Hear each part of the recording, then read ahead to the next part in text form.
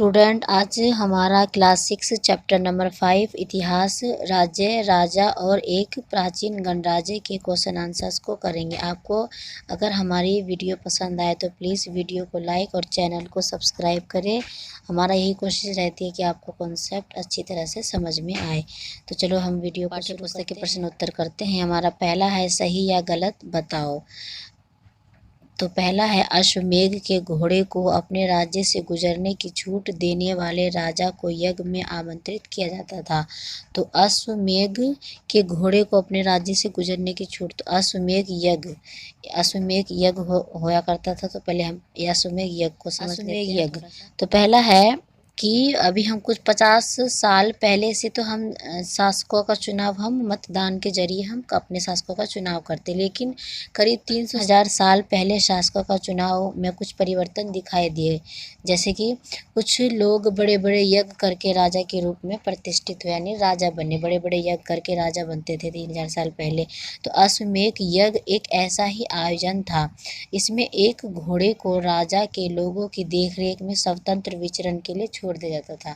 एक घोड़े को राजा की देखरेख में स्वतंत्र छोड़ दिया जाता था घूमने के लिए।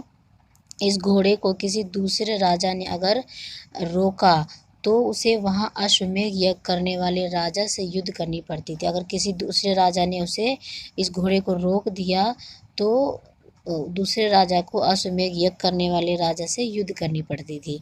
अगर घोड़े को जाने दिया तो इसका मतलब यह होता था कि वह राजा अश्वमेध यज्ञ करने वाले राजा से ज़्यादा शक्तिशाली था।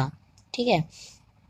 तो उसके बाद उन राजाओं को यज्ञ में आमंत्रित किया जाता था और यह यज्ञ पुरोहितों द्वारा संपन्न किया जाता था और पुरोहितों को उन्हें उपहार भी दिया जाता था। क्वेश्चन है, आपको अश्वमेध यज्ञ समझ में आ गया होगा।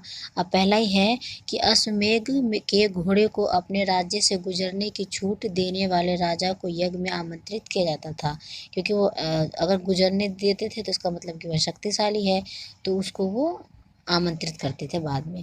तो यही है कि इसका आंसर होगा सही। अश्वमेध के घोड़े को अगर राज्य से गुजरने की छूट देने वाले राजाओं को यज्ञ में आमंत्रित किया जाता था, तो यज्ञ में आमंत्रित किया जाता था। सही है।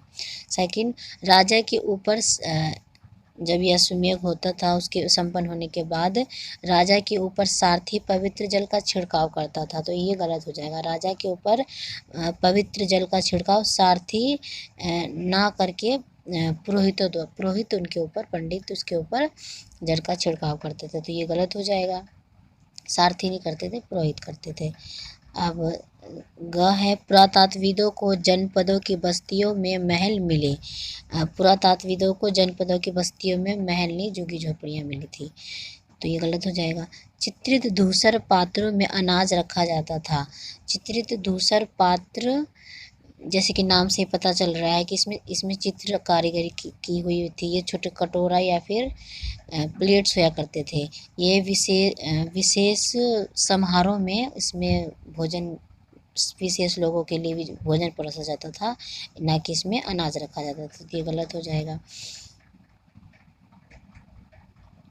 अब है, महाजनपद में बहुत से नगर किलेबंद थे, तो ये सही हो जाएगा।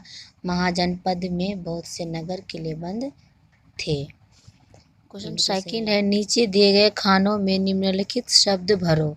ये जो शब्द है इसमें हमें ये सारे शब्द भरने हैं, तो चलो देखते हैं आंसर, भरते हैं इन शब्दों को। भरना है कृषक, संग्राहक, शिल्पकार, पशुपालक और व्यापारी, इन शब्दों को पढ़ना था।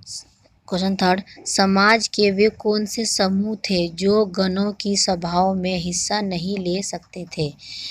समाज में वे कौन से समूह थे जो गणों की सभाओं में हिस्सा नहीं ले सकते थे। तो स्त्रियां, दास तथा कमकार गणों की सभाओं में हिस्सा नहीं ले सकते थे। कमकार होता है जो काम करने वाले लोग, मजदूर। स्त्रियां, दास और कमकार गणों की सभाओं में हिस्सा नहीं लेते थे। क्वेश्चन 5, आओ चर्चा करेगा। पहला है, महाजनपद के राजाओं ने किलेबंद क्यों बनवाए। उन्होंने किलेबंद क्यों करवाए। क्योंकि महाजनपद के राजाओं ने अन्य राजाओं के आक्रमण से डरकर अपनी सुरक्षा के लिए किलों का निर्माण किया। अपनी सुरक्षा के लिए किलों का निर्माण करवाया। कुछ राजा अपनी राजधानी के चारों ओर विशाल, ऊंची और प्रभावशाली दीवार खड़ी कर अपनी समृद्धि और शक्ति का प्रदर्शन भी करते थे। मतलब अपने किले के चारों ओर विशाल और ऊंची दीवार बनाकर अपनी शक्ति का भी प्रदर्शन करते थे, इसलिए भी वो किलेबंद करवाते थे। इस तरह से किलेबंद के अंदर रहने वाले लोगों और उस क्षेत्र पर नियंत्रण रखना भी सरल हो जाता था। क्वेश्चन सेकंड, आज के शासकों के चुनाव की प्रक्रिया जनपदों के चुनाव से किस तरह भिन्न है? तो अभी हमने देख लिया कि किस तरह भिन्न है। तो जनपदों में कुछ लोग बड़े बड़े यज्ञों को आयोजित कर राजा के रूप में प्रतिष्ठित हुए। बड़े बड़े यज्ञ करके राजा के रूप में प्रतिष्ठित हुए, मतलब राजा बने। परंतु आज के शासकों का चुनाव आम जनता के द्वारा होता है। आम जनता के द्वारा मतदान के जरिए आजकल हम चुनाव करते हैं, शासक का चुनाव। अब है, तुम्हारी पुस्तक के अंत में दिए गए राजनीतिक मानचित्र में अपना राज्य ढूंढो। अपना राज्य ढूंढना है। आप जिस भी राज्य से बिलोंग करते हैं वो राज्य। तो क्या वहाँ प्राचीन जनपद थे? अगर हाँ तो उनके नाम लिखो, अगर नहीं तो अपने राज्य के सबसे नज़दीक पड़ने वाले जनपदों के नाम बताओ। तो इसका आंसर हो जाएगा वे विद्यार्थी जो दिल्ली में रहते हैं, उनका उत्तर हस्तिनापुर होगा। मतलब दिल्ली के सबसे प्राचीनतम जनपद जो है वो हस्तिनापुर है। दिल्ली के पास यही प्राचीन जनपद था, हस्तिनापुर।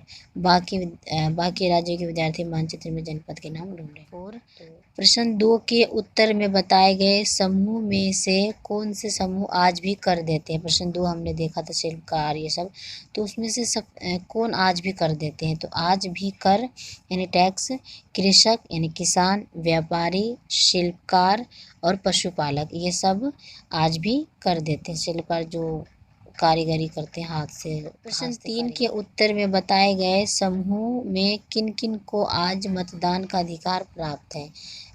3 में प्रश्न 3 के समूह थे स्त्रियां, दास और कामगार यानी काम करने वाले लोग। तो इसमें आज किस किस को वोट देने का अधिकार है?